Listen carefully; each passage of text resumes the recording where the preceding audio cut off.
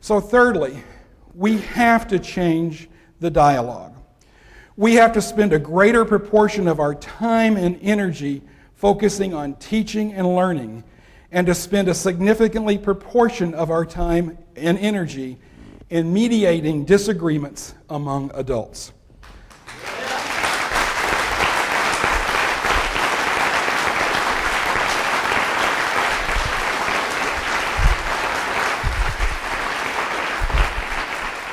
We need to spend more money on classrooms and less on courtrooms.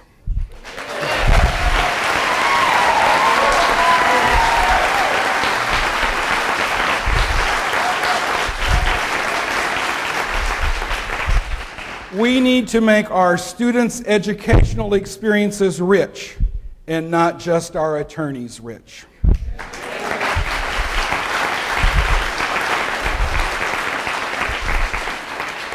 But this all begins with changing the dialogue. If we can succeed in changing the dialogue away from political issues and toward educational issues, we will be more likely to recapture our rightful reputation as an innovative, forward-thinking district. Changing the dialogue in this district in order to get us to where we need to be by 2015 takes me to the crux of my remarks this evening. We must move forward with our new facilities and facilities improvement program. Members of the board, I'm presenting you with a 5-step plan which I believe will help us get to that world-class status that we all wish to have. Moving forward with our building program requires resolution of the issues regarding the proposed expansion and renovation of Chapin High School. Everything else takes its cue from what happens at Chapin High. So what do we do at Chapin? Well, as you would guess, I've had many people give me their recommendations on this subject. I appreciate all of the input I've received.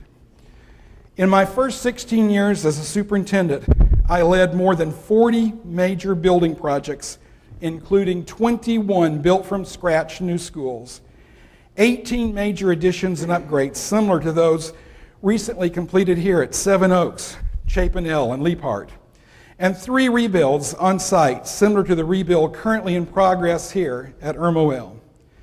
I am told that the total cost for these projects, to include the technology and infrastructure necessary to support them, approached $1 billion.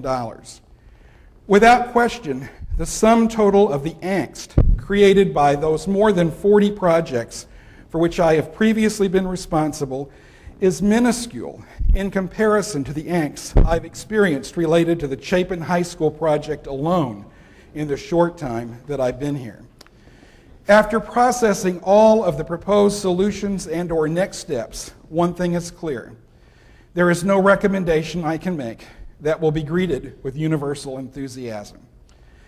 This is not the first time in my 18 years as a school superintendent that I've had to make a recommendation on a divisive issue. And in this case, as in so many other cases, I have thoughtfully and prayerfully weighed all possible options. I do not pretend to believe that I have perfect insight into any situation. I thoughtfully and prayerfully consider all options and draw on my past experiences as superintendent to make the best recommendations I know how to make. As I worked on formulating the proposal that I'm about to give you, the lyrics from Rick Nelson's 1970s hit song, Garden Party, kept playing over and over again in my head. Remember the song?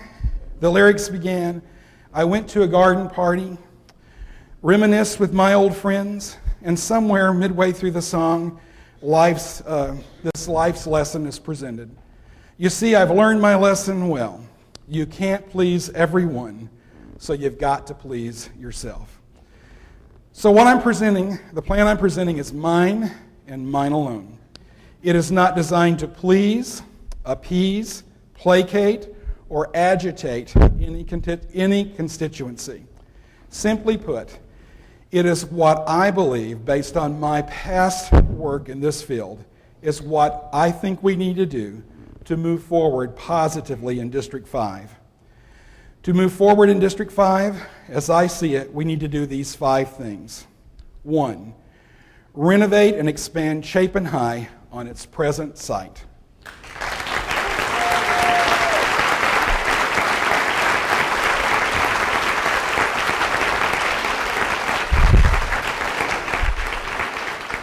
In regard to the Chapin High School project, in recent days I've heard a growing impatience and aggravation from many members of our community about this project not moving forward because of the legal appeals. I've even heard suggestions about altering our plans by moving Chapin High School to the new high school site on Broad River Road and then converting the current building into a combination of middle school, alternative school. Some say that making the new high school a mega high school would not only end the legal appeals, but would also help address overcrowding issues at the other high schools. I carefully weighed this option, but can give it credibility only if the district's back is pushed to the wall and is left with no other viable option. I fully understand the frustration that's been expressed, but I do not believe that abandoning the present site is the desirable solution for 2 reasons. 1, I believe that relocating and or reconfiguring Chapin High would break the bond of trust the district has with the Chapin community, which would create even further emotions of mistrust in our community. And secondly, I am confident that exercising the option to rebuild Chapin on another site would cost us significantly more money. Clearly, Chapin High School is about much more than brick and mortar. Its history is rich and needs to be preserved.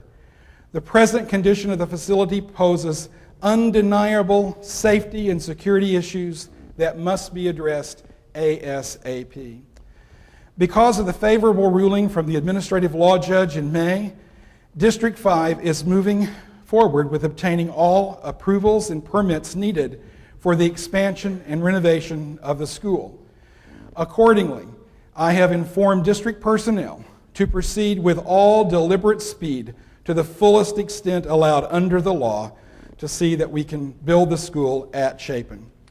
While I'm very sympathetic to environmental issues, the safety and security of our students and staff always trumps everything else. In the end, I accept and concur with the judge's findings that the proposed alternatives at Chapin High are, quote, neither feasible nor practicable in that they result in compromising the needs of the students at Chapin High School, end of quote. Number 2, build a new high school on the Spring Hill site and open it as a magnet high school. One of the greatest reasons for optimism about District 5's future is our new Career and Technology Center, which is coming up out of the ground at the present time. This is definitely not your father's Oldsmobile. With programs such as electric vehicle technology, alternative energy and engineering systems, biotechnology systems, and mechatronics systems technology, and the leadership of Dr. Bob Couch, I firmly believe that our program will be one that will be a model and that will bring visitors to our district from all over the country. Our district has a well-established reputation for preparing our students for the most competitive colleges and universities in the nation. Please be reassured that our college prep programs will continue to be a strength in the district throughout the years ahead. We know, however, that in the 21st century, nearly half of the jobs here in America will be filled by persons with associate degrees or an occupational certificate. According to the Georgetown Center on Education and Workforce, virtually all of the sub-4-year college jobs will require the kind of real-world skills our students will master in career and technical education. With the addition of a true 21st century Career and Technology Center and the continuation of our strong college prep programs, our students will have optimum opportunities to prepare themselves for economically secure futures. But with the addition of a magnet high school adjacent to the Career Center, we will afford unparalleled opportunities for our students to achieve their life's dreams as well as an economically secure future. While some students will travel from their home campuses of Irmo, Dutch Fork, and Chapin to take a course at the center, the presence of a magnet school next door to the center, housing a variety of magnet programs, will provide students with multiple routes to high school graduation. For example, some students might elect to participate in an early college or a middle college program, both of which could be offered within the magnet high school housed on the campus. One wing of the building is designed for the district's alternative academy for success, thus affording these students greater opportunities for educational rigor and relevance. And furthermore, based on my conversations with Dr. Sonny White, president of Midlands Tech, I envision our partnering with Midlands Tech to maximize our use of the Career Center by keeping the center open for extended hours in order to offer certification programs for our residents who are underemployed or unemployed so that they may qualify for the positions that our local employers are having a difficult time filling, such as many of those jobs that are located at the VC Summer Nuclear Power Plant and the soon-to-be-built hospital. Truly, the Magnet High School, when partnered with our new Career Center, will establish our district as a model for preparing our students and residents of our community for the jobs that will provide economic security in the future.